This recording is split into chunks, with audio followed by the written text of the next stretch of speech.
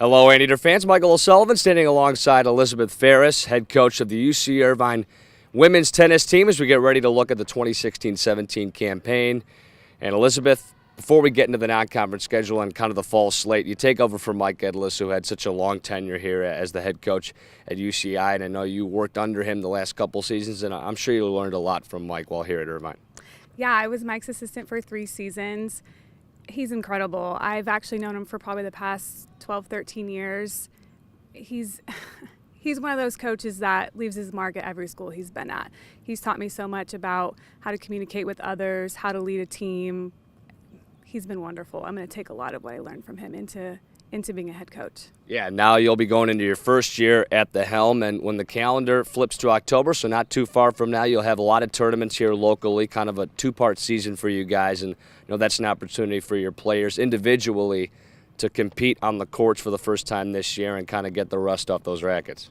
Right, exactly. Hopefully they've been training in the summer because we start a few weeks after most other schools, so when we start practice, we also start our tournaments. So yeah, we have a few days of practice, and then we're starting right into some big ones. Yeah, and then, looking ahead after November, you'll take a break through January, and then right out of the gate, a very big matchup with Mississippi. You'll have 6 straight non-conference opponents to open up the schedule here at home, but Ole Miss, an SEC team, that certainly sticks out. Yeah, they're a great team. I think right now in preseason rankings, they have 3 singles players in the rankings and maybe 1 doubles team in there. So it's exciting to play such a high caliber team. Yeah, and then you'll have San Diego State coming in here, San Francisco. So, I mean, that's a January schedule into mid-February. You're here at home, which is nice, but you guys will be challenged right away. Yeah, absolutely. Those are great teams to play. Luckily, we're in Southern California, and we have an opportunity to play all the great teams on the West Coast.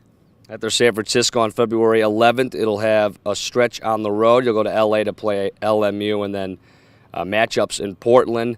But looking at March, that'll open up Big West play. And Long Beach a year ago won the regular season, but it was Santa Barbara capturing the tournament championship. What are you looking for in the conference this season? Yeah, the conference is tough, not only with those 2 teams, but then you have Northridge is tough and gritty. You have Fullerton that has grown so much under Diane, who was a former assistant here.